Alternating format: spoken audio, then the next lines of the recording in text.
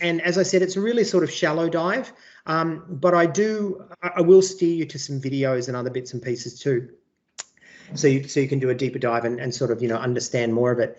But a lot of the objections that you may find when people talking, and especially in primary as well, when people start talking about computers, is they say, oh, we want kids to, you know, be able to use their pens and with handwriting and all that kind of stuff, and that's legitimate and that's fair enough. But at the same time, now this machine's making lots of noises. This is what happened to me yesterday.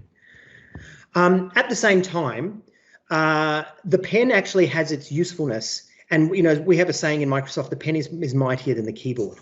And there are times when the keyboard is definitely the tool that we want. And there are times when the pen is the tool that we want. And we don't want one to exclude the other, right? And we don't want people to think, oh, because I'm in an environment where I'm using the device, therefore, you know, we can't have all the benefits of the pen. It's just not true. And so on Surface devices, on HP devices, on Lenovo devices, you can buy these styluses, and they are really good. And depending on, you know, the price point, some of them can come in and feel really natural. So looking at this first, here we go. So looking at this first, I'm going to ask you a few questions, right? Could Einstein have expressed his ideas using a keyboard only? What about Marie Curie? These are her notes, still radioactive, and she saved millions of lives through her work with radioactive materials, ended up killing her herself, leading to cancer treatments and other things as well. And you can see how important being able to easily draw diagrams and symbols to express your ideas is. So it's not just enough to have words. It's certainly not enough to have the keyboard. We actually need to be able to organize our thoughts, and using diagrams in there as well. Or we can see Nikola Tesla's notes. His ideas are powering the world today, and we've even got, you know, electric cars named after him as well. And Thomas Edison's notes. We can have light at night thanks to him, and while we could continue to use pen and paper and the same input method as the geniuses of the 1800s, the digital revolution has enabled our technology to create and generate and express ideas with the same freedom as pen and paper, but with the benefits of digitization for the ease of sharing, saving, collaborating, enhancing with multimedia, etc. So with that in mind, have a look at this. So these are Cornell notes, which is a way of note taking, right? And it's really hard to do with keyboard, right? And so we would actually, if we weren't able to use pen, we would lose a lot of the benefits of different ways of note taking, right? So it's still a great way, as we can see there, of capturing notes. So why capture in a digital form then, right? Why not just use pen and paper? Well, besides the fact that we can use multimedia. So on a digital page, we can have video, we can have, you know, colors, you know, images, JPEGs, all that kind of stuff. You know, as I said before, embedded videos, audios. Besides that, it's also, when we capture it in digital form, even when we handwrite it, it becomes fully searchable. It becomes shareable. You can collaborate, as we've seen. We can be on documents at the same time, and we can be writing as well. It's reusable. You can copy, paste, and move things. So I could highlight a piece of this and just, you know, it turns into an object and be moving it across the page, etc. It's an infinite page, and it's also accessible even on your phone. And I heard someone say recently, if it's not on the phone, then you're not going to hit the millennials, right? So the fact that we can be doing this and we can be taking it everywhere, and we can take, obviously, not just handwritten notes, but we can take libraries worth of information, right? So it's actually more convenient as well. So I'm going to show you a video now, and I just, so I'm going to restart this share because I've just been told I've lost sound. So just give me a minute.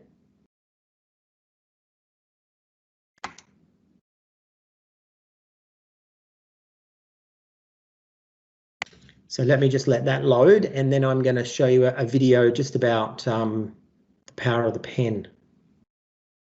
And it's very short.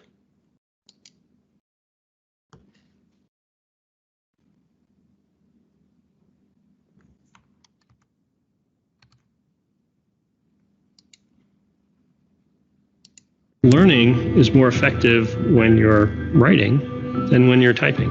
So when a student finds a way to push through something difficult, discover something that they didn't know before, we call those aha moments. Understanding the why behind concepts can provide students the confidence that they need in order to pursue the how. Math is something that's really challenging to do with a keyboard. How do you enter x squared? The convergence of the software and the hardware, it's bringing us back to our origins of creativity. The pressure sensitivity, it makes it feel that much more tactile, real, and responsive. It really feels like you're holding a brush pen. It allows me to make strokes of various wetness and also thickness. Expressy gives artists that organic feel, as if their paint is actually absorbing into a tactile material. The water actually does its own thing. It flows and it spreads. The combination of pen and touch really enables precision and control, opening up an infinite amount of possibilities for creative expression. Technology fades into the background and users can really focus on their work. The ability to convey thought and expression is so important. It's thoughts turning into words, flowing seamlessly through my hand. As a creative person, it's elevated us to be able to do things that we couldn't before.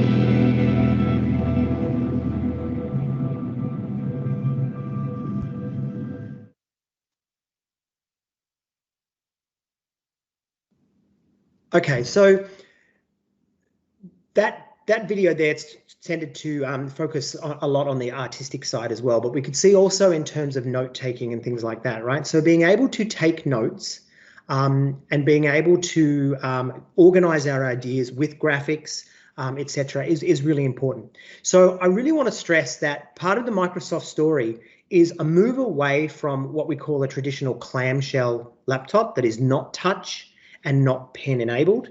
A lot of our tools, whether that's OneNote, which we're going to do a little bit of a dive into later, but we've also built it into Outlook, we've built it into Word, etc., enables the use of the stylus and use of the pen. So what I'm going to do now is I'm just going to show you quickly a video where to find this video, and my YouTube site is aka.ms/TroyYT. So that's aka.ms/TroyYT. Let me just drag this up so you guys can see this. Okay, so if someone could throw that in the chat for me, it's aka.ms/TroyYT. This is my YouTube page, my YouTube channel. When I told my children that I was setting up a YouTube channel and I said, oh, I'm going to be an influencer and all this, and they just looked at me. Didn't go very far with them to impress them at all. Anyway, we're letting that load. And I just want to steer you, to one video in particular. I've just got to wait for this to load so it doesn't start playing. Okay, so yeah, if you come down here to the playlist called For Everyone, and then there is a video here called Inking Your Thinking, The Power of the Pen. All right, and that is about 47 minutes. It's actually run by Travis, who's our K-12 industry specialist, and he goes into the science and also, you know, sort of the practical applications of why we need to make sure that we're using touch and stylus enabled devices, right? Now, from a Microsoft perspective, we'd love you all to have Surface, but of course, there is a whole lot of devices out there that use touch and stylus, whether that's, you know, HP, Lenovo, you know, other Windows devices as well. So please feel free to go in and have a look at that video there in your own time. And I dare say you'll watch that and come out, you know, fairly convinced. Now, what Apple have done, I'm not going to spend a lot of time sort of dissing Apple or anything, but Apple have actually broken the touch and stylus away from the Mac. They've got it on the iPad, but not on the Mac. So what you haven't got in the iPad is you haven't truly got a two-in-one machine, like the full capabilities of a PC or a Mac, as well as the flexibility of tablet and pen and touch. They've actually broken it apart. So to get that experience in Apple, you have to actually spend quite a bit of money to get them both together. Whereas in the Windows space, we've actually got a lot of our own devices and a lot of third-party devices, OEM devices, which allow you to have the flexibility of both. All right. So that being said, I know that sounded like an ad, but it is actually talking about the pen and stylus. I want you to go in and take some time to look at that and think about it when you start looking at which devices are we going to buy, being on an Office Microsoft 365 platform. When we start thinking about which devices are we going to buy for teachers, which devices are we going to recommend for our students if we go into a one-to-one program, you really want to get the pen, and you don't want to be moving away from that. Okie doke. Now, another thing I want to draw your attention to. Oh, we talked about this before. Windows Ink, you can express your ideas more freely. You can track and take notes, etc., etc. All right. But the other thing to think about when we're thinking about devices is, especially now with remote access and the way that we are moving towards using devices more and more in the school, many dollars are spent on campus experience. All right, so we bring people into our school, we show them our facilities and bits and pieces, but really the device now is a big part of the campus too. And yet sometimes we will actually scrimp and we will cut down costs on the device when actually this is what students are using a lot. So what's really important today, and especially we've seen this in sort of post-COVID, is the technology. So it helps connections between the teachers and the students. It helps give a sense of belonging, and it's also the most viable part of the parents' investment in school. So making sure that we buy the most capable device is really important, right? And parents know that we need to have technology that works and that's working really well within the school. So I'm working at the moment with a small community school here in Melbourne who doesn't have a lot of money. And when they opened the parent portal to buy the BYOD devices, because they've got a one-to-one program, they're only a primary school, they've got a one-to-one program from grade 3 upwards. And when they put the devices on there, a lot of the parents came back and said, we want to buy the better device. And so so what they did was they had, sort of the low-cost device, put it up there. A number of the parents said, we want the better quality device. The devices look the same to the student's eyes, but it's faster, it has more memory and those kinds of things. And they actually opened up a can of worms, because then other parents came back and said, oh, now we have 2 tiers of who's got what device, and this you can't win, right? But nevertheless, parents are ready to make that investment. And Travis, our K-12 industry specialist, he was working with as a vice principal at Frankston High, which is at Frankston High in Victoria, is in a very low socio-economic area, and yet they were the first government school in the world to have a one-to-one program, right? And the parents came on board, in spite of the fact that they didn't have a lot of money, because they could see the value. And and they were able, and still to this day, they've got a hugely successful one-to-one program. And really, the idea of shared devices and roaming profiles and all that kind of stuff is the past. What we really need to see is kids with one-to-one access to devices. Anyway, enough of that. So now what we're going to do is we're going to talk about OneNote. Again, this is going to be a, excuse the pun, a surface dive into OneNote, but I am going to, let me just open up. I am going to remind you that we have, for those of you that want to do a deeper dive into things, we have the channels over here. All right, so I've got stuff around pen and stylus on channel 14 if you want to do a dive into there as well. But OneNote in particular, I've got a lot of resources up here. Let me just open that up.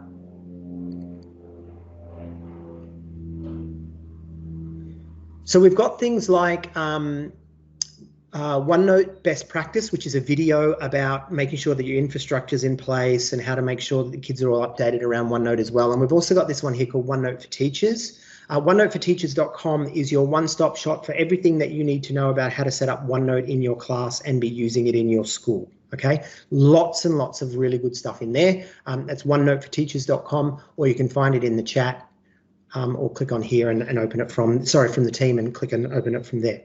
All right, so I just wanted to preface what we're doing with OneNote with letting you know that the resources are there if you find that this is a little bit sort of thin. Now, OneNote,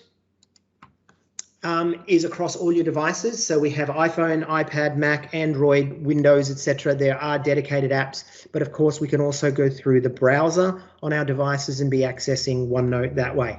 I use OneNote all the time. I keep, probably shouldn't, but I keep things like passwords and stuff, and my bank account details, and all my, I, have screenshots of a lot of my cards live in OneNote. And I carry that, so I can access it through my phone, I can access it through my laptops, etc. But let alone for teachers as well, right? So when we get into it from a teacher's perspective, it's really quite powerful.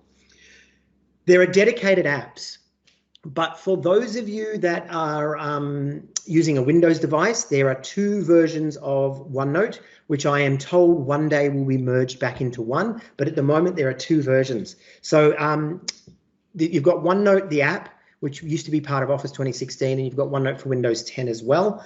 So just keep an eye out the fact that they are different, and you can have them, you can use them both. You can use them both simultaneously. You can use the same content on both, but the interface is slightly different. All right. But what's happening soon is they will be merged back into one. So talking about the anatomy of a OneNote. So a OneNote is based on the idea of a lever arch binder or a 3-ring binder. And so we call these the notebooks, okay? It's American, so instead of calling it a binder, they call it a OneNote, they call it a notebook. So inside our lever arch binders, we have colored inserts, right? Our dividers. So these are called sections. And what they do is they divide up our individual pages. So just like inside here, I would have colored dividers and pages, so too inside OneNote, I have colored dividers and individual pages. Now, looking at what that looks like, if we come into OneNote inside our team, all right, which I built for you guys before, so it lives in the general channel.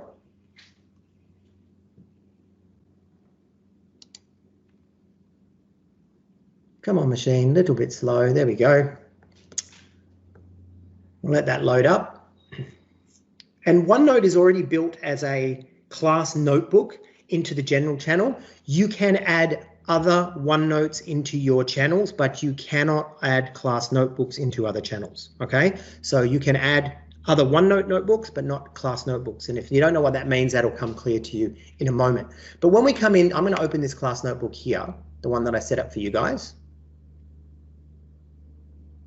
And this is the web version. You are going to get much more features and bells and whistles if you're using the app, and you can use both. You can have them open concurrently at the same time. The sense of immediacy and everything's a bit fun on the online version, whereas the app can sort of do more in other ways as well. Sorry, I know this is a bit slow, but we'll just let this load. And I just want to show you what a OneNote looks like, because we talked about that it's a 3-ring binder, okay? And then we've got these sections, and then we've got these pages. So here's all my notebooks. If I click on that, in this case, I've already got one open, okay? And you can see here is one of my colored sections. So if I click on welcome, there's 2 pages living inside the sections, okay? So I've got a welcome there, and I've got an FAQ that's been built out there as well. This page is basically a limitless canvas, which will go on and on and on, go down and go to the right. It will go on and on and on, and I can continue to build on that. This is not, what it's not is it's not Word, all right? It's more like PowerPoint in that everything is an object. I can certainly go in and start to type, and you can see up here I've got a basic word processing tools, but still, if I'm wanting to, write reports and create CVs and things like that, Word is still the better place to go. But what this does is it creates everything as an object. So what I can do is I can grab my objects and I can be moving those around, right? Rather than when I'm in Word and they're snapping back and all that sort of carry on. I can also insert things onto the OneNote page really easily, again, as objects. I can throw in tables, files, pictures. I can record audio. I can throw links in, of course. I can even embed my Microsoft Forms can be inside a OneNote page, etc. The ability to draw is where OneNote really comes alive. So the ability to write on the page with a stylus or with touch is really quite phenomenal. And again, things become objects and I can move those around as well. Again, we're doing a surface dive across the top of this. I really encourage you to go in and explore this yourself, because the fact that this is built into Teams is really, really cool. Immersive readers in there, for those of you that have done the training with me around accessibility. We can change the page color. We can also throw in ruled lines and grid lines and things like that in there, and doing maths inside as well. But where it gets really cool is when we jump into Class Notebook. And so I can have an individual notebook, which is just mine, that's fine, but I can also bring my entire class, which is what I did for you guys, right? So looking here, we can see I've got these section groups, okay? So that is I'm bringing my individual sections together. And so, for example, I've got my collaboration space. So I'm bringing my entire class into this OneNote space. All right, and you can see here I've got all these different sections. These are linked directly to my Teams channel. So if I was to go in here, and I'm not going to, you're just going to have to trust me. If I go in there, there's a notes section which will take me directly to this from within the channel. Go and have a look. I just don't want to be reloading everything. But you can see here I've got groups that I've set up for you guys that you can go in and work together. All right, so that's what the collaboration space is. And I have the ability to set permissions to include and exclude individuals and groups of students, etc. So if I want them to work together, I would steer them towards the collaboration space. Now, the other thing I've got is my content library, which is where I upload all my content. And this is read only for the students, but it's read and write access for teachers. So this is where I can come in and load up all my content. I can reveal this portion at a time. I could have it all there at the beginning of a term, or I could, roll it out as it goes on. But students only get read only access here. So that's the content library. Then I've got a teacher only section, which the students don't even see exists. Okay, and this is where I do all my building of my OneNote pages, and when I'm ready to push them out to the students, I can do that. Now, what you see here is all the students have their own section. Now, when you go and have a look as a student, you will see collaboration, content, and yourself, and that's it. But as a teacher, I can see everybody, and I can go in real time and be having a look at what everybody's doing. All right, if they were taking notes, if they were, drawing diagrams, etc., and I can work on that page with the student as well. All right, so again, we've got a collaboration space where I can do my group work and differentiation. We've got a content library where I keep all my work and the content for the students to access, but it's read only for them. I've got teacher only, which is my private section for doing my own work, and then I've got all my students. Okay, now what that looks like is if I am here in the, let's come back into the project space of Abdul's space there, and let's pretend that I wanted to create a new page. And so actually what I'll do is I'll just do this in the, content library. Okay, so I'm going to come into project and there's nothing there. Oh yes, there is. Look at that, from 0 to 365 instruction. There's also some strategy, but I'm going to create a new page. So I'm going to add page. Let's give that a moment to fire up. This would be much, much quicker in the app. All right, so obviously through the web, it's going to slow down a little bit. I'm going to add a new page. There it is. And I'm going to call this Troy's test page. Okay, and I could throw graphics and text and videos, and everything that I want to throw in there can all be in there for my students. All right, and then that page is important. I want every student to get a copy of that. So up here with distribute page, what I do is I click on distribute page, and it asks me, do you want to send it to everyone? Do you want to send it to individuals? Do you want to send it to predetermined groups? Do you want to send it to other classes? Or is this a page that you actually sent out before and you want to retrieve and delete it from everyone's space? But in this context, I'm going to distribute the page. All right, now what happens is this opens up over here. Now remember, this could be filled with videos and embedded documents and text and graphics and all kinds of things. But I wanted to show it to you in this space. Now, where do I want to put it? Every one of my students has a section called class notes, and every one of you have a section called project. I'm going to put it in class notes, and then the distribute button lights up and I click that. Bigger, better, boom. Now every one of you is going to get that page arriving in your space under class notes. All right, so give that a minute to load and that will do, and then that will arrive in that space. So it's really easy for me to push out pages to my students. Again, using the app is going to be much quicker. I can distribute whole sections to my students, not just individual pages. I can copy content to my content library. So I might be building something in Teacher Only. I want to push it out to the content library. I can do it from there, or I could copy and paste it as I wanted. See, this is still going. So some of you, it's going to start to appear. When it gets to 100, it'll be there for all of you as long as you sync your OneNote page, OneNote book. All right. The other thing I want to share with you, though, is what's called review student work. And this is really good for when I'm doing assignments. And by the way, there's a great integration of all this with the assignments feature in Teams as well. But I'm going to open up this, so review student work. Now, I'm going to look at what everyone's doing in their projects, right? So I click on project is the section that I want. And it's going to say, these are all the pages that exist in the project section that your students have open, or the students have available to them in their own individual sections. So let's just let that load. You can see we're nearly there with that page. So the only page that everyone's got is this page here called From 0 to 365 Instructions. Now, I could have pushed out a page that's a template for everyone to be doing their assignment on, but in this case, I'm going to come in here. Let's pretend that you are all working on that. And the students that have started working on it are these ones here, okay? And as others, they will start to appear. So let's go in and have a look at what, first of all, I can lock the page so they can't make changes after I've looked at it. But let's go in and see what Ben has done. Hopefully you don't mind, Ben. And if you do, come off mute now and tell me. I'm going to hide that one down so we just have a little bit more room. All right, so I'm in Ben's page here. I can be giving him feedback. I could be writing on his page, typing on his page. I could be leaving him audio instructions, etc. And then when I've finished with Ben, I can see who's our next person and what have they done. Okay, and it's taking me straight into that page for them. And then I want to see what Thomas is up to. I can click on him, it'll take me. So I don't have to go out and find them and go down, into all different levels. It's all there for me as well. I can also manage my notebooks and, be making changes, etc. in there.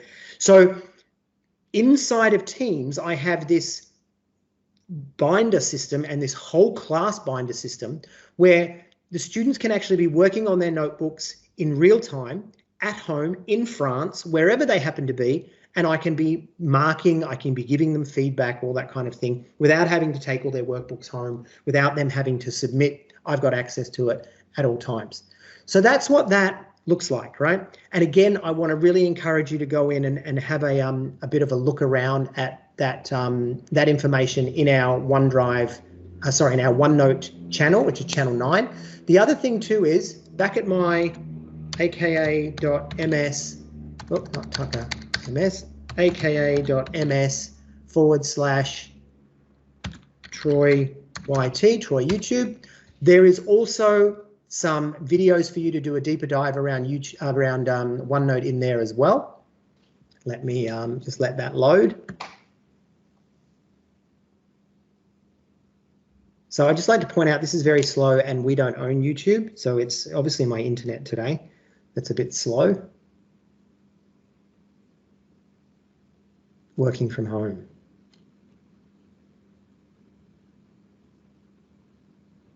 Let me just, I just got to stop this before the video starts to play. Okay, so scrolling down, For Everyone has got those videos we talked about before, but another thing that I've done is I've got a state-by-state playlist. So there's the Department for Education South Australia, and I've got some videos in there, and one in particular about using OneNote and discovering OneNote. So where is it for you? So there's OneNote's best practices there and introducing OneNote in Class Notebook, all right? So if you want to go in there and find out more, you certainly can. And, in fact, I encourage you to do so. The other thing about OneNote, just give me a minute, we'll go through this. We've looked at Class Notebook, fantastic. Is obviously the fact that it is built into Microsoft Teams as well is key. So there's a link there in the slides that you can access when I give you the slides to finding all about how to use Class Notebook in Teams. But remembering that support.office.com/education, there's a whole heap of walkthroughs and links and bits and pieces to take you through how to use that as well. You can also set up a Class Notebook in Teams using existing content. So when you're rolling from year to year, you can bring the content from the previous year into next year's stuff as well. And there's links there for you to access. And how-tos and all that. Okay, so now what we're going to do is I'm going to give you guys 10 minutes. I think, no, actually let's go with about, well, what do you think, 10 or 5 to answer these questions? Actually, I'll give you 10, all right? So I'm going to get you to go into your groups, and I want you to talk to each other. Maybe you have examples of how OneNote and Class Notebook is being used by you or in your school. Some of you in your groups are going to know that and going to be able to pull those up and share those. So talk to each other about what's going on. You know, oh, Fred down in science, he's doing amazing things, right? But then think about how might you help your colleagues adopt and use OneNote and Class Notebook. That might be something that you want to make as your project. All right. So even if you're not going to go down this track, I still want you to reflect on those. So it is now what, 11:37 for you guys? Let's say 11:38. So let's come back at 11:48. All right. So yeah, I'll see you soon.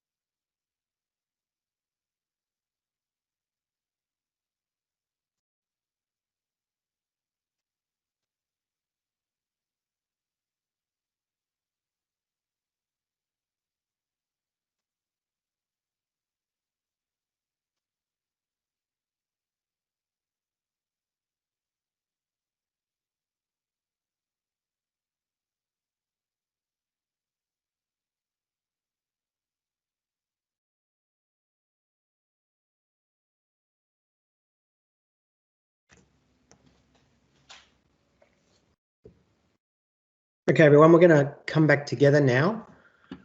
We are still being recorded, but if you're comfortable to turn on your video, that would be really helpful for me. Thank you to those. Thank you to those who did that.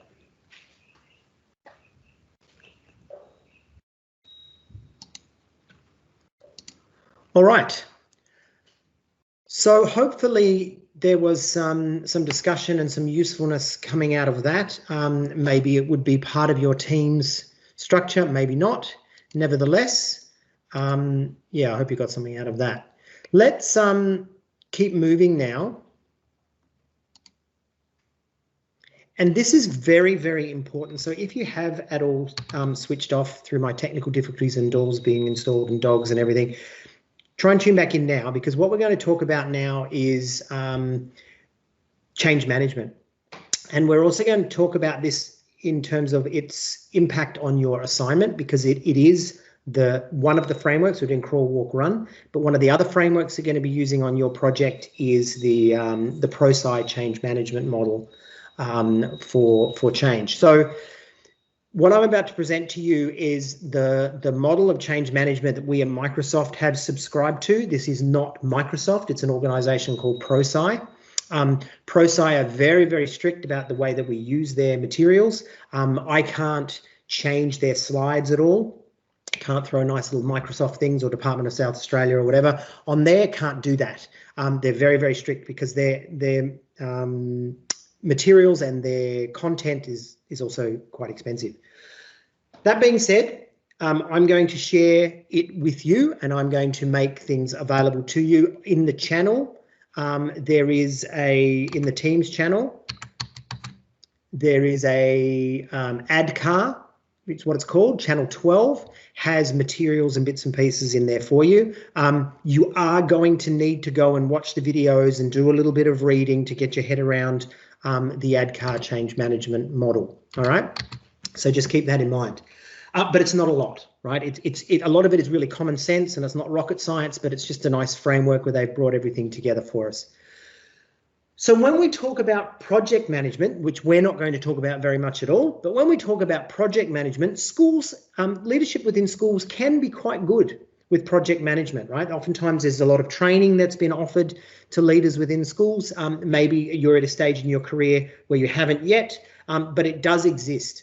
But what we find in the work that we do at Microsoft is that what is oftentimes lacking in schools, but not just in schools, in business in general, but definitely in schools, is project management. Is change management. Okay. And so ProSci have these three main points that sort of come together. All right. And that is that the first thing that's important is leadership, right? Leadership sponsorship. Executive sponsorship has to be in any sort of project that you're going to do. Now, you may have been like me when I was an aspiring leader within a school. I would get my, okay, I'm going to do this. I'm going to, do this new, phonics program for grade 1, or I'm going to, whatever it is I'm going to do. And I would go in and I would, try to implement change. And oftentimes I would fall flat on my face, right? Not for a lack of my own ability to communicate, not for a lack of the content and what I was trying to change being meaningful, etc. But oftentimes it was because the leadership simply were not on board. Okay, and so that is key.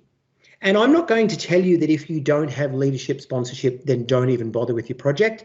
But I will say, statistically, you are, I don't know what the actual stats are, the ProSci people shared it with us, but it's ridiculously high, the failure rate if you don't have this. Okay, so one of the things we'll talk about is about pitching to the leadership in your school and making sure that you get them on board and making sure that they are part of the process. Now, I'm going to stress this. It's not enough for your leaders to send an email and say, yeah, we're on board. They have to be seen at the launch. They have to be seen on the ongoing change that you're trying to develop in your school. They have to be seen to be using those tools. They have to be seen to be on board. They have to be seen to be a part of it through the whole process. It's not just something that they come along at the beginning. Now, those of your leaders that have done this, done the leadership workshop with us, have had a little bit of this presented to them, okay? Nevertheless, you've got to have this.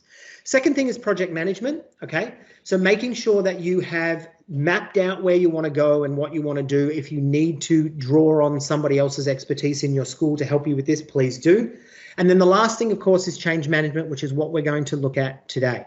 Okay, now my change management course, when I did it through Microsoft, through ProSci, was 3 full days sitting there listening to someone like you've done, but 3 full days only on this, right? But we're going to have enough to be able to apply it to our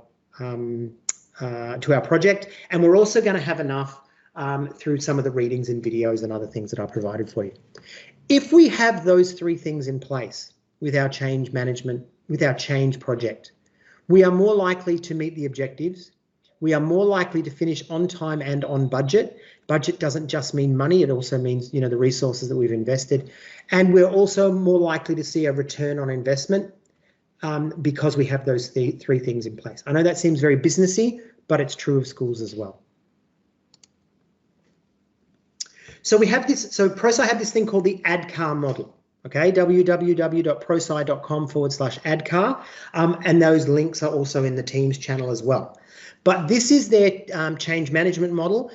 There's a lot of other stuff goes on in change management, but this is what I want us to focus on. And this is going to be the basis or one of the frameworks for our assignment. You are going to have to show me what you did around these 5 components, right? So each one of these stands for something. Let's have a look at what they stand for. So the 5 building blocks for a successful change, and this is what we're talking about, getting people on board, getting people to adopt and adapt and to use whatever it is that you're introducing to them. And that is, we look first at awareness, then so we create an awareness with the people we're working with, then desire. We have to get them to buy in. The knowledge, the ability, that is that they can demonstrate that they can do what we're introducing to them, and reinforcement. What happens with most schools, and probably in your own experience as well, is people go straight to knowledge. Oh, a new phonics program, fantastic. Let's start training.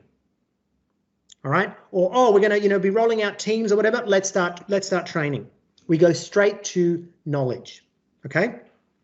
But we actually have to move through these in a linear fashion, and we cannot move from awareness to desire until we have satisfied the criteria for awareness. When we have satisfied the criteria for awareness, then we can move to desire. When we have satisfied this, we can then move to the next one, to the next one, to the next one. So it is linear, and you must fulfill the requirements of each point before moving on to the next one. All right. So let's talk first about the first one, which is A, which is for awareness. All right. So change begins with understanding why. What is the nature of the change? Why is the change needed? And what is the risk of not changing? So you as a group are going to have to, you know, once you've decided this is what we want to do, this is where we want to go, this is what the tool we want to use, all that kind of stuff. You're doing that sort of project management stuff. You've decided where you want to go. You need to answer these questions for yourselves. What is the nature of the change? What is it that we are trying to change? Why is the change needed? Okay, and if the answer is it's not, then it's don't waste your energy, don't waste your breath. All right, but you need to understand why is the change needed. And then lastly, what is the risk of not changing? And I want to stress here, you've probably heard of what's called a negativity bias, right? We as humans have a negativity bias, right? Which means that you can tell us something in the negative once and it'll stick, and you have to tell us about 7 times in terms of positive for it to stick with us. And so it's really important that we frame this, not just in terms of the benefits, but also if we don't move, what will we lose? Okay. So we will certainly be asking, in terms of what you're doing, what is the nature of the change? What is it that we're trying to do? Why is the change needed? What is the deficit here? Okay, and what are the benefits that we will get if we move forward? But then lastly, tapping into people's negativity bias, what is the risk of not changing? If we don't implement this, what do we lose? All right, and that is a really important question, okay, because that's what's going to actually motivate people. So the first thing is, once you've answered that, then you need to go in and you need to communicate this to people, okay? So you might be having information sessions. You might be taking, a few minutes in a staff meeting. You might be sending out, Teams messages, emails, whatever it is that you're doing. You need to build an awareness of the change first. Before we jump into training, we need to make sure that people understand this is what we're doing, this is why we're doing it, and this is what will happen if we don't do it. Okay? Does that make sense? Has anyone got any questions about awareness before we move on? No? Cool. Okay.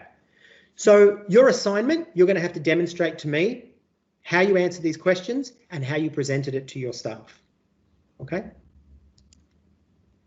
All right, the next one. Desire. Change involves personal decisions. Okay? You need to make sure that you get people ready to change. Okay? And they have to want to change. All right. So the first thing that we can ask is, what's in it for me? All right. So you have to communicate to the people that you're taking on this journey. This is why this is good for you.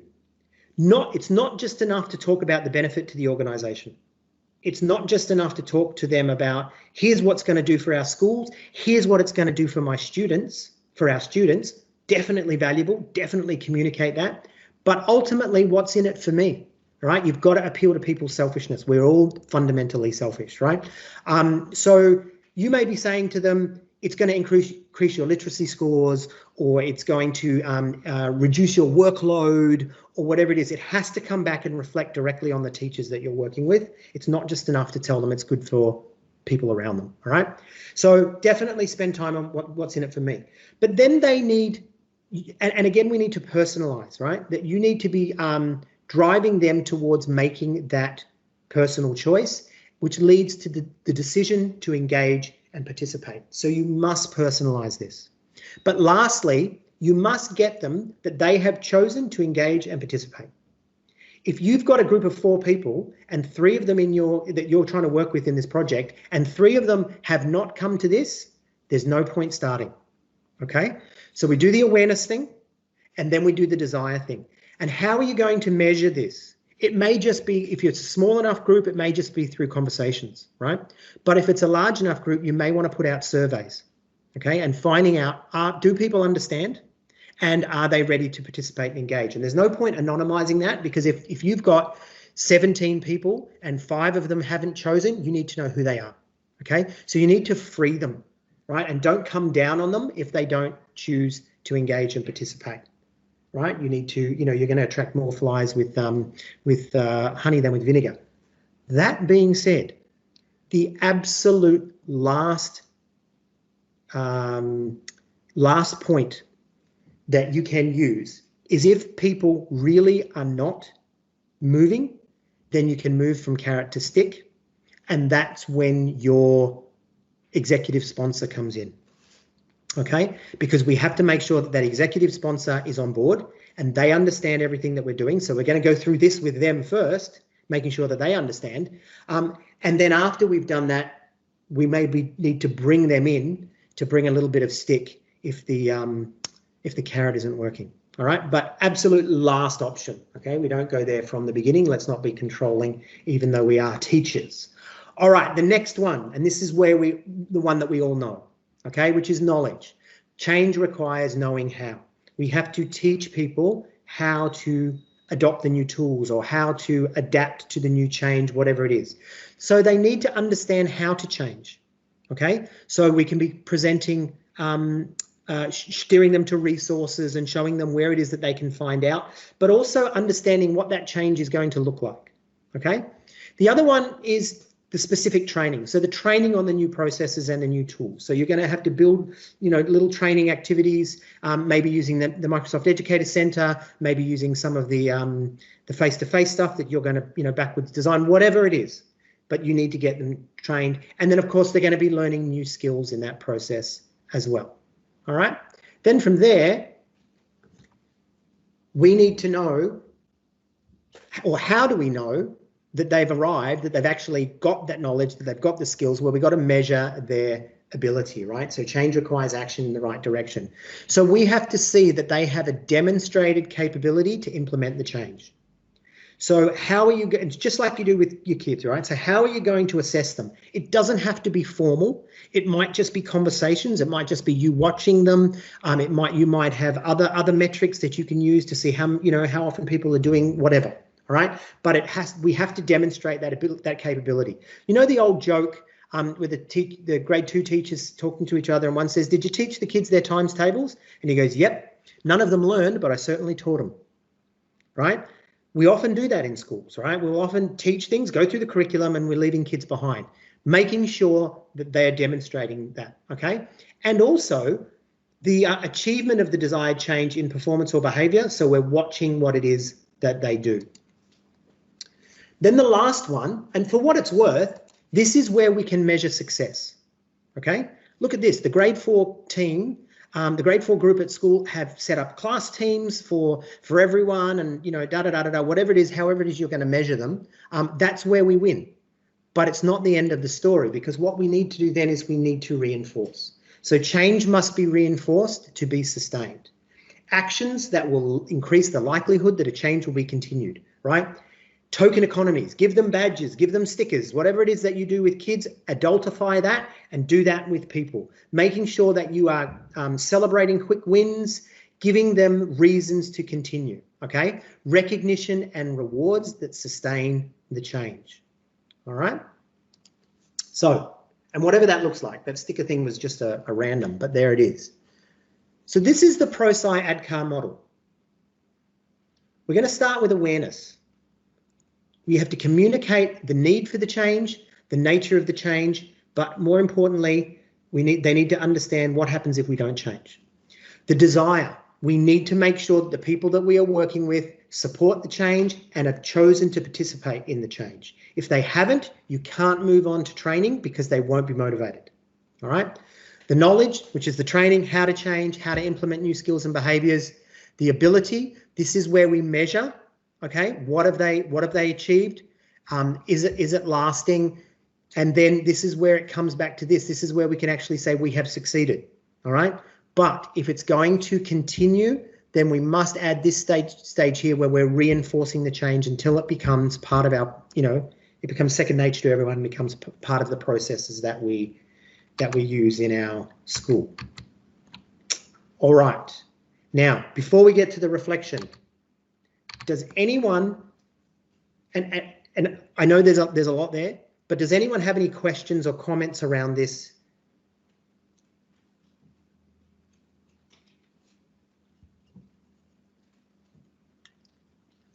No, you're all good. It is very much common sense, all right?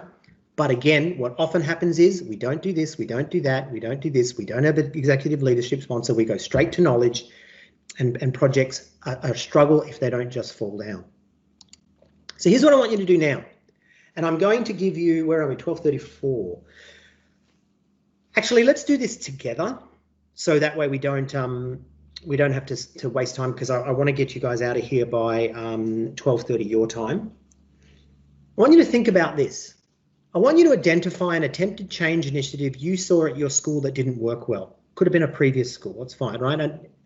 And when we come off mute and talk about this, if you're feeling brave, just make sure you're not identifying anyone. Rate the initiative that you witnessed against the ADKAR elements on a scale of 1 to 5, right? For example, if we're looking at awareness, if there's no awareness at all, it'll be a 1, maybe even a 0. If there's complete awareness and it was done really well, it'd be a 5. So you can actually say, oh, like I said, we had that phonics program, we had Jolly Phonics, which was brought into our school. There was no awareness, there was no desire, and then talk about what could have been done better to maximize success. So I'm going to invite one person who's feeling brave to come off mute and talk about, maybe we're not going to rate this specifically, but come on and talk about something you've seen in the past at a school, it doesn't have to be your school, and tell me, according to the ADKAR model that you've seen, where do you think it fell down and what could have been done better?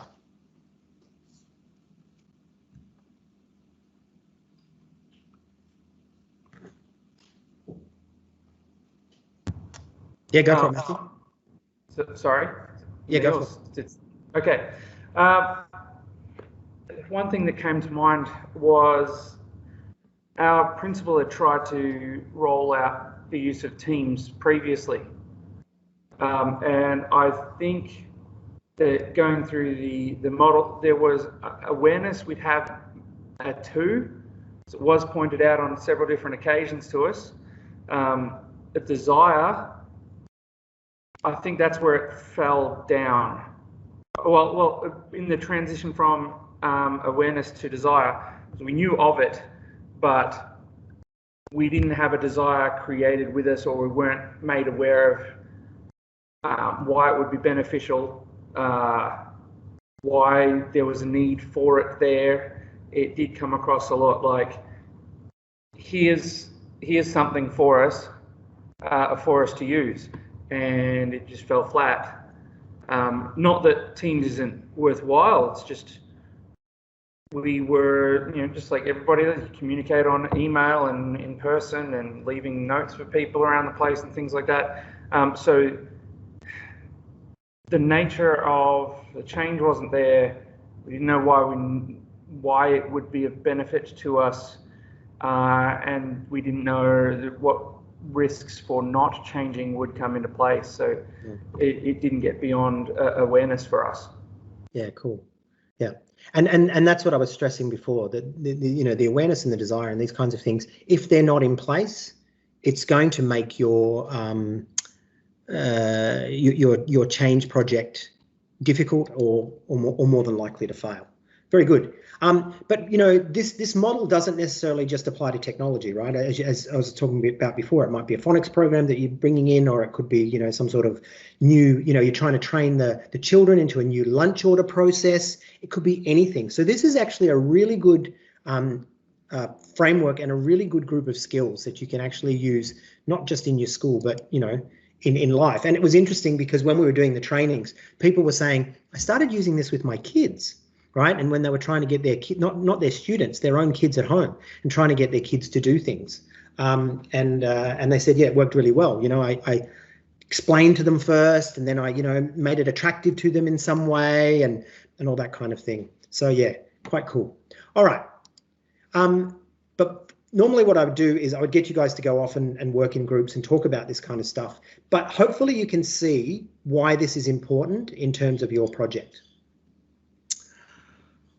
Okay, so what we're going to do now is I'm going to, I'll share a link to these slides so you can download them, so you don't need to be grabbing all these links, but we have a whole heap of resources available to you, okay, that you can use in your training.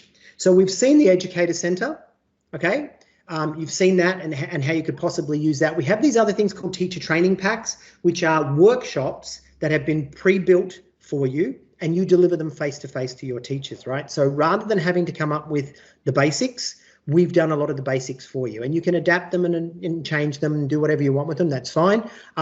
But stuff for inclusive classrooms, stuff for teams, all kinds of stuff's in there. There's some Education Edition, Minecraft Education Edition resources and trainings there if that's where you want to go.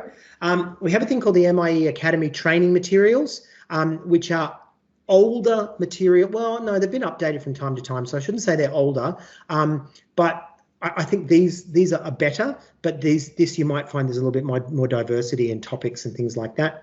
The Education Help Centre, which is what we talked about before, support.office.com/education. You don't need to put the NUS.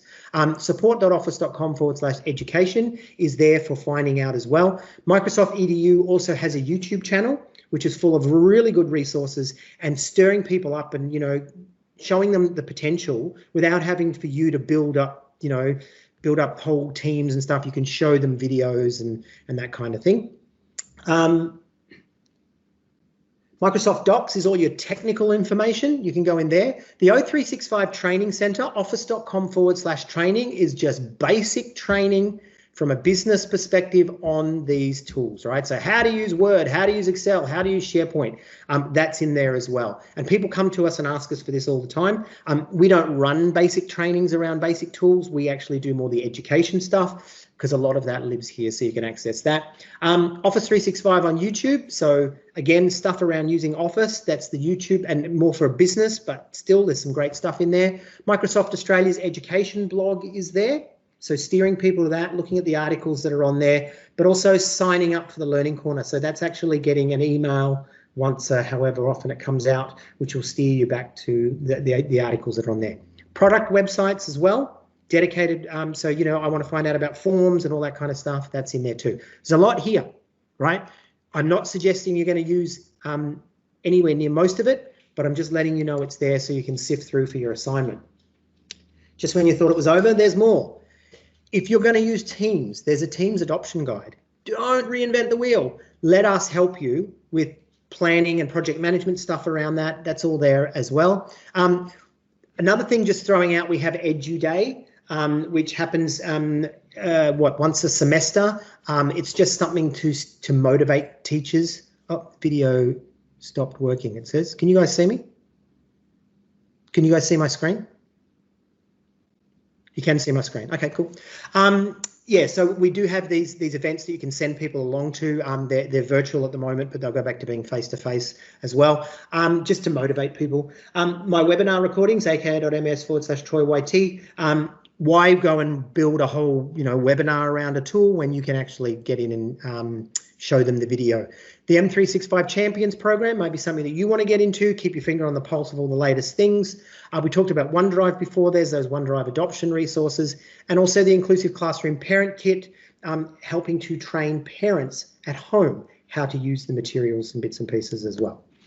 Okay, if your school has got lots of money, you can actually get a paid provider to come in and do stuff for you as well. So just letting you know that that's there if you want to. Now, the other thing too is logging your training. Now, what does that mean? Well, what we're going to do now, remember how I told you I was going to make you all into Microsoft Certified Educator Trainers? We're going to do that right now, okay? So what you need to do is you need to open a browser, okay? And I'll get someone to pop that code, and it's all capitals, so if someone can pop it in the chat. Now you're going to come to education.microsoft.com. Hopefully you have already created your account. If not, you're going to have to take some time to create your account. But then after you've created your account, you will click on this little icon here and you'll get a drop down and you're going to redeem the achievement code. A little dialog box will open up and you'll put this code in, okay? And then you will become a Microsoft Certified Educator Trainer. All right, congratulations, you've done 2 days, you've worked very hard. So you can pop that in there. You don't have to do it now, you can do it later on because you will get these slides. And I have made your slides available, by the way, if we come into our team, come into the general tab, there's workshop slides here. If you can't see it, it could be in more. There might be a little tab called more, but your workshop slides are there, okay? And you can click on those and it's a PDF version of all the slides and all the links will work and all that kind of stuff as well. All right? Don't give out the code to colleagues. Don't, you know, you guys have worked really, really hard to become certified educators, trainers. Don't give it out to your colleagues and, you know, they get it and then they run around and wreak havoc, all right? So this is just for you and for those that have been here today. Okie doke. So later on, go in, log in, put that code in, become a certified educator. Don't feel you need to do it now. Don't feel overwhelmed. But we have this thing called EduTrack, right? And I'm afraid I'm not going to be able to take you through and show you how it all works. We just don't have the time. But edutrack.microsoft.com, you create an account, right? You register. You are independent, so you don't have a trainer code. All right, so you'll go in, create one of those, and then there are instructions on there on how to set up your events. See how I just gave you a code? You will be able to give other people codes when you run trainings, okay? There are videos, there are walkthroughs, there's instructions all about this. But as you track your trainings, you can hand out codes for people so they don't have to do quizzes and things like that. The other thing that happens there is as you track your trainings, you can move into becoming what's called a master trainer. We talked about that. If you track enough people, then it will actually award you as a master trainer as well. All right. So explore that a little bit later. Now, if I've lost you to all that, can you come back to me now? Because we're going to look at our project and you can go back and play with all that stuff later. All right. So this is going to be your project. First of all, you're going to, as we said, identify people in your school who are either crawling or who are walking. And you're going to move them to crawl to walk or from walk to run. Okay. And you can reorganize this framework, in terms of what goes where, and you can decide, what you're going to identify as crawl, what you're going to identify as walk, and what you're going to identify as run. We are not working with the students. Okay. What we do ultimately will impact the students. So, for example, if you're going to work, setting up class teams with a group of teachers, of course, that's going to affect their. Somebody come off mute. So, of course, that's going to impact the students, but you are going to be working directly with the teachers, right? So that's all you need to think about. All right. So here's our project. If you can go back on mute, folks, that would be really helpful. Someone's come off mute. Okay, so consider the apps in each category in the crawl, walk, run framework. Do you agree with the order they are listed? All right. If not, move them. Fine. Okay. Then you're going to choose, and the resources, I'll show you where all your resources are living for this kind of stuff. All right. Then you're going to choose one tool, a group of teachers, plan how you're going to move them from crawl to walk to run. Look at this. Who will be your executive sponsor or executive sponsors? How will you pitch the idea to them? Okay, you must get them on board, and you must get them through the awareness, desire, right? At least those two stages before you start working with your group, because they need to understand what's going on. And if they're going to be demonstrating use, then you need to take that executive sponsor on the journey through the whole of the ADCAR model. All right. But then it's this awareness, and you're going to answer these questions in your presentation. What is the nature of the change? Why was the change needed? What was the risk of not changing? How desire, how are you going to drive people to engage and participate? What did you do? So this is all past tense for the assignment. Consider what's in it for me. All right, and how did you present that to your teachers? Knowledge. What are you going to do for training? What skills will people need? All right, so you've got to ask those questions, and you're going to present that back to me in the project. This doesn't have to be huge. I'm not asking for 3 pages on each of these points, right? But as long as it's clear and concise, even better. Ability. What indicators did you use to show people's capability to implement the change, right? Implement the change. How did you measure them? Reinforcement. What actions did you require and or encourage to increase the likelihood that the change will be continued? That is the recognition and rewards. So it's all in the future tense here because you're building it out. But when you present to me, you're obviously going to come in at past tense, all right? So then you're going to, after having done this, you're going to build the report, okay? So you're going to create a group presentation showing your plan, its executions, your victories and challenges. This could be a PowerPoint, a video recording, a PDF, a Word document, or some other media. Make it interesting because I have to read them all right? Next one, upload your group's presentation to the Files tab of Channel 13 in the team. The deadline is the 28th of June, 2021. I'll show you what that looks like in a minute. You've got a lot of time to implement this and build your report. And then after that's done, after the 28th of June, each group member, no longer working as a group, but working as individuals, watches one other presentation in their category of school or reads, whatever that is. Maybe they're P-12, secondary or primary, and then they leave observations and constructive comments in Channel 13. All right. And the deadline for that is the 14th of July. So what that looks like back in the team is if we come into project, Channel 13, just wait for that to open. First thing is uploading our file, right, or uploading our work. We come here into files.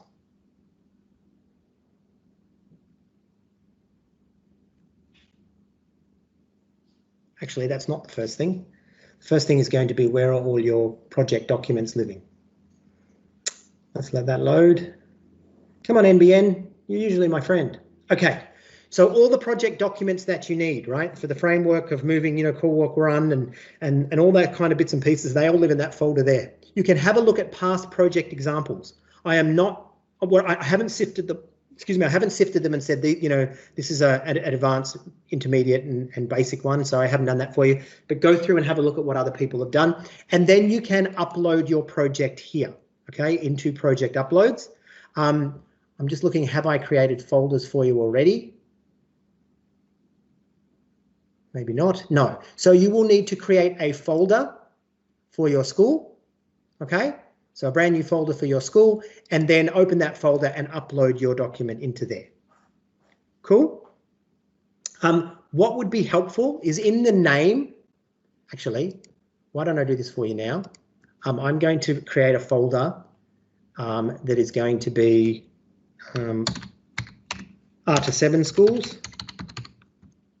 I'm going to create another one, and you can all watch how this is done, pretty easy. Create another folder, 7 to 12. I realise there's going to be some overlap for some of you. Just choose the one that best suits your school. And then also R to 12 schools.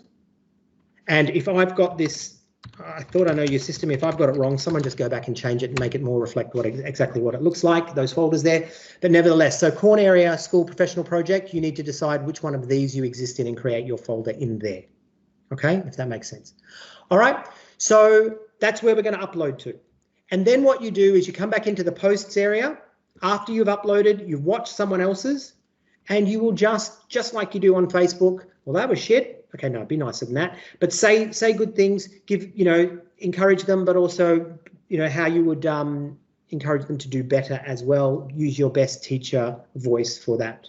All right, so that's the project. Anybody got any questions about that? It's pretty straightforward, I hope. All right, cool. Guys, we are nearly there. It's, what is it, 12:33 for you, 53 for me. The Microsoft School Transformation Program is continuing on for the whole semester. Most of your colleagues, though, have finished what they need to do, whereas you guys, this is the crux of the program, all right? Remembering, though, at the end of this, you can say, thanks very much, that was awesome, we're going to stop there. But you might want to press the leadership in your school, or maybe you have the ability to do so, to move into the Showcase School program. All right, and we would love to have you a part of that. We would love to have a lot more South Australian department schools. All right, so there is a next steps if you want to move on. The other thing that I want to draw your attention to, and this is going to open for applications very, very soon. Remember, we talked about the Microsoft Innovative Educator Expert Program. That is for people, you make a little video, and you could even use your project, adapt your project stuff and use that, guys, for sure. But you will make an application and become an MIEE. All right, and we would love to have you guys in this program. Don't think, oh, I'm not ready. Apply anyway. All right, because chances are we need people in your area and you can learn on the job. All right, so we would love to have you be a part of that. So aka.ms/MIE for more information on how to apply. My webinar recordings, again, aka.ms/TroyYT. Lots of stuff there for you to access. Stay on the team. You won't be kicked off the team until the middle of the year. Okay, so basically the next semester when that starts and we start a new program, then we'll probably kick you off and bring the new people in. So all those resources are there, but download the resources and bookmark the websites and all that kind of stuff if it's of value to you. Stay active, connect. Oops, sorry, DET, that's Victoria, but anyway. Cindy, could you put the join link for your team? For the M365 team that you've got, could you throw that in the chat? There is a team that exists, so you can collaborate across schools, and that's run by the department and Cindy's team, Cindy and Trudy's team. So they'll pop the join link in there for you, and you can click on that and join up and be a part of that. And it's a great place for you to get your questions answered, answer other people's questions. It's really, really cool. Engage with the Microsoft Educator community. Get social, get on social media, follow us, Microsoft Education Australia, Microsoft Education Global, and keep training others and keep recording your trainings as you go through that EduTrack. And lastly, stay connected with me. Okay, some of you did this last time. I want to encourage you again. I'm on Twitter, I'm on LinkedIn, I'm on Facebook. Whatever platform you exist on, go ahead, search for me by Troy Waller, and you will find this little icon here. Okay, that's how you know it's me, that avatar. I use this, as I said before, purely for education technology, Microsoft education technology, and accessibility, right? Accessibility, special learning needs, and those kinds of things. So by adding me, what happens is I will put stuff up. It will start to turn up randomly in your feed, and you just be made aware of stuff, or you can visit my page whenever you want as well. Okay, that's what that looks like. I hope you've got a lot out of these days. I hope you've all activated your MIE trainer, or at least certification, or at least on the way to doing that. Make sure that you do that. Don't put that off. And good luck with your projects, people. So what we're going to do now is we're going to take half an hour break, and then please come back together in your groups, whether in the team or face-to-face, whatever you're doing, and start to build your project. Take this time, all right? You've got an hour and a half. I think we come back at, 1 o'clock your time, and then you can work through to sort of 2:30, 3 o'clock, whatever works for you guys, all right? But try to use the time, right? But no one's going to be monitoring you. If you've got anything that you want to say, come off mute, say it now, or forever hold your peace. And please, feel free to pop things in the chats as well. Otherwise, you guys have been awesome. You've been great, and it's Friday, and I can't wait to go and have lunch. Thanks, everyone. Thanks, Troy. I've got a lot out of it. Great.